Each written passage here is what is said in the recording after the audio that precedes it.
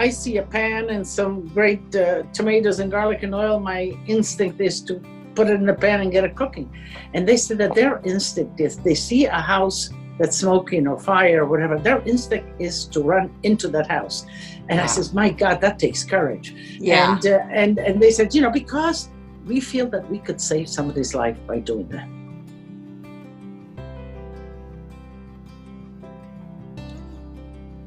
I so enjoyed watching your new special, Salute to First Responders. You know, it reminded me of that Mr. Rogers quote about when there's a crisis, look for the helpers, as a way of coping with these kinds of traumatic events. And boy, you really brought those helpers right to us. You know, the special, I've been doing this for the last 7 years, actually. Lidia Celebrates America.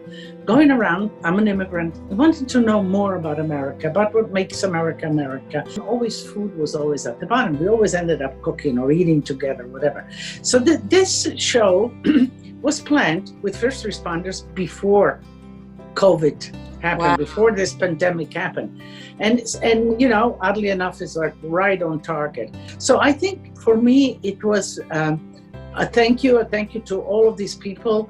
But, you know, with me, I bring food and I communicate with food, and hopefully the viewer relate to that and come with me on this journey and appreciate ever more these first responders. This show is so important because I think so much of the messaging we're seeing right now about our country is about, you know, division and conflict, and to really use your platform to highlight these people who just give of themselves, who live a life of service. And then the way you bring food in to kind of bring it into the home and make it so personal, it's just beautiful. Because I trust the people that I'm with enough, you know. The guys that I'm here with they're really good at what they do. There is an inherent risk. There's totally an inherent risk. But I trust the guys here enough to know that I'm gonna come home, so. Do you know, Amy, what I found? Now you're into food, you know, the power of food, or the magic of food. But inevitably, in every one of these situations, food was like a common denominator, was a basis that gave these people strength, that brought these people together, that gave them nourishment, emotional and physical. You know, they need a lot of physical strength to, you know, fighting those fires. We ended up almost every connection either cooking together or eating together, virtually or whatever, you know, given the situation, but it was fun. It was interesting to see specifically the women that are involved as first responders. You know, I mean, at there was the Michelle, the Holy Name hospital. Michelle was the head nurse. She being really in charge of all this and putting her immediate family almost on a standby to really take care of this was really, really moving. And how selflessly they give, the whole, and how they covered each other's back. The two fire women, sisters, I said, you know, you're two sisters, number one. Your mother must be in panic every time she hears those sirens, because two of her daughters are out there. But, you know, how do you find the strength? You have family, you have children, and, you know, how do you feel secure? She says, well, we cover each other's back. Well, I loved watching you delivering food to your neighbors. And I wonder if you could tell me a little bit about how your cooking may have changed through the pandemic. I'm sure you had more time in your own kitchen.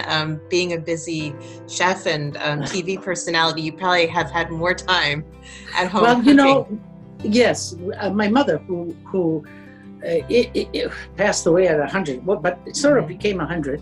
And 100-year-old, she lived with me, and we passed the whole year together. So her passing was rather recent.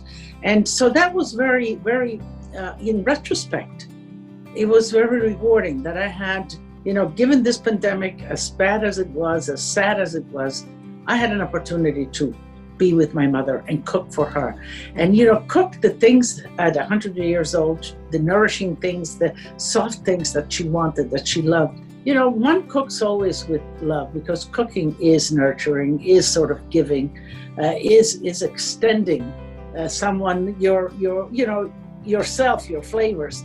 So cooking during the pandemic was almost a reversal to a professional cookbook, back to the comforts of home and just nourishing somebody you love. So what are you looking forward to most as we begin to sort of see the light at the end of the tunnel with COVID? What are some of the things you're most looking forward to being able to do? Amy, I think that there's always a silver lining to a cloud, shall we say, and I think that this pandemic may be, in a way, if people retain that feeling of being close to each other, sort of helping each other, supporting each other. That's what first responders told me, saves them, that they're always saving each other's back. So I think that during this pandemic, we were doing just that, trying to, in our own little world, our own little family, maybe some neighbors, to do that. So maybe let's keep that sentiment of connection and doing for others into the future normal life hopefully we'll have soon.